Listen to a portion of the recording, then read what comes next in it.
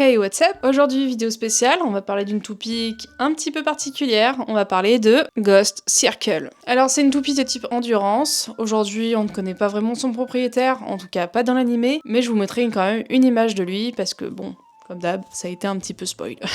Elle fait partie de la catégorie des UX, donc de la Unique Line, et elle est sortie sous le UX 12. Donc c'est-à-dire encore un random booster. Super, on adore les random boosters ici. Ghost Circle, de première apparence, je ne saurais pas réellement quoi en penser. Je pense qu'elle peut offrir pas mal de possibilités. Donc on va pas perdre de temps, on va décortiquer les pièces maintenant. Le Blade Ghost Circle. C'est un Blade qui est totalement rond et qui est très fascinant, je trouve. Il est presque parfait, et pour autant, il n'est pas aussi parfait qu'une Wizard Rod. C'est-à-dire qu'il n'aura pas de meilleure endurance. Et si quelqu'un connaît pourquoi du comment, je serais très intéressée de savoir ça. Ghost Circle, c'est vraiment un Blade qui est totalement rond, qui a vraiment pas, pour le coup, d'aspérité, c'est-à-dire qu'il a aucun point d'accroche qui pourrait le transformer par exemple en un style défensif. Et pourtant, vous vous trompez. Ghost Circle est un très bon Blade défensif. C'est assez surprenant, mais ça marche vraiment très bien. Malheureusement, j'ai pas les rushs, mais je l'ai testé d'un point de vue défensif au BBT numéro 10, et j'avoue que ça m'a un petit peu convaincu. Donc je pense qu'en fonction du combo,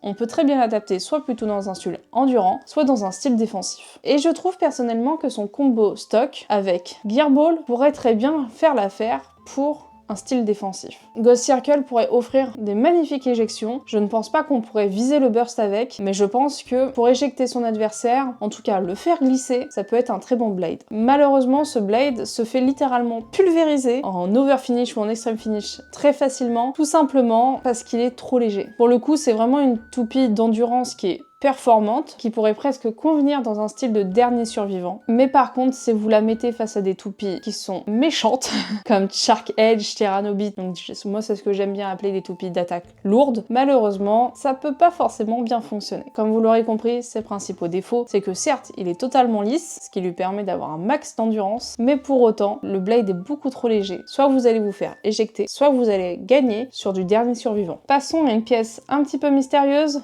0,80. 0,80 est loin d'être un avantage. Quand elle a été annoncée, cette pièce, beaucoup espéraient vraiment un Blade incroyable, genre ça allait révolutionner 9,60 par exemple. Et bah figurez-vous que non, puisque 0,80 a été pensé pas du tout comme 9,60. C'est-à-dire qu'il est totalement lisse. Donc en soi, c'est un ratchet qui est parfait pour un style endurant, ou chercher une énorme stabilité, sauf qu'avec la fonctionnalité qu'offre Beyblade X, bah ce ratchet n'est pas forcément un avantage. Certes, pour des toupies full déséquilibrées, ça pourrait très bien marcher, ça pourrait très bien marcher aussi avec des blades qui pourraient suffisamment le protéger, cependant, 0,80 est très large. Et si vous regardez bien, vous allez trouver 3 points de contact qui sont un peu plus en relief que le reste qui est totalement lisse. Ce qui fait que la toupie burst très facilement. Et c'était encore plus flagrant en BBT avec tous les combos que j'ai trouvés. Souvent, face à du 0,80, les joueurs adverses vont chercher à incliner davantage leur toupie pour littéralement taper dessus. Si vous tapez dessus, ça va burst. Et c'est arrivé beaucoup de fois. Et c'est une stratégie réellement qui fonctionne. 0,80 est aussi très fragile, je trouve, donc faites attention à cette pièce si jamais vraiment vous voulez la jouer. Personnellement, je la trouve un petit peu dangereuse à jouer. C'est-à-dire qu'encore une fois, on est sur une combinaison de kit ou double, c'est-à-dire que soit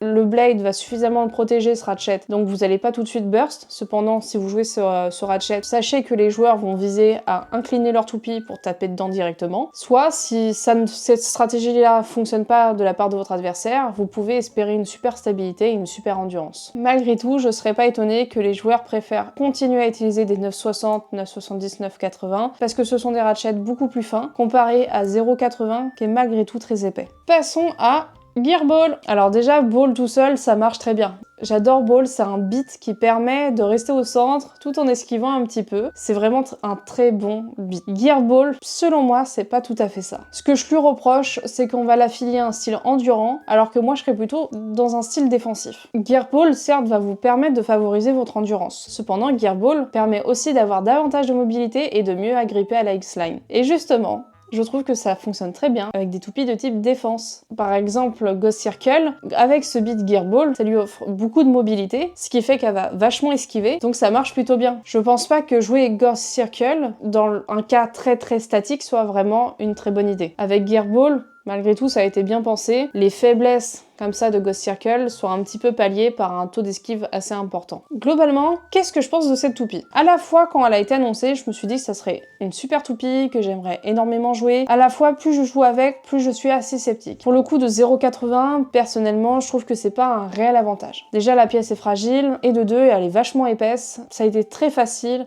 à peine à la sortie de la pièce, pour les joueurs de trouver une stratégie de comment la contrer. Donc certes, elle va vous offrir pas mal de stabilité et une bonne endurance, pour autant cette pièce n'est pas vraiment un avantage. Ensuite, Gearball, comme je vous le disais, pour moi c'est vraiment un beat qui serait un peu plus intéressant d'un point de vue défensif que d'un point de vue endurance. Et de manière générale, je trouve que son combo marche moyennement bien. C'est-à-dire que le côté mobile du beat permet à Ghost Circle d'esquiver pas mal d'attaques, donc ce qui va user beaucoup son adversaire, et donc forcément le reste du combo va tellement jouer sur de l'endurance que la toupie va gagner sur soit du dernier survivant, soit sur à la seconde près. Donc c'est vraiment un combo pour le coup qui est assez variable et qui fonctionne bien. Mais pour autant, face à quelqu'un qui a une réelle stratégie, ce combo peut être très vite déstabilisé et bursté. Donc je ne pense pas réellement jouer cette toupie, c'est pas une toupie que je compte favoriser, en tout cas 0,80 je ne compte pas du tout l'utiliser. Après Ghost Circle, je pense que c'est un blade qui peut être facilement adaptable à plein de styles différents, mais je ne pense pas que ce blade soit vraiment favorisé lors des tournois. Toi aussi, indique-moi en commentaire ce que t'as pensé de Ghost Circle, si tu l'as acheté, si tu l'attends, si elle t'intéresse, vraiment j'attends ton avis avec impatience. Et la prochaine fois, on va parler de Cobalt Drake.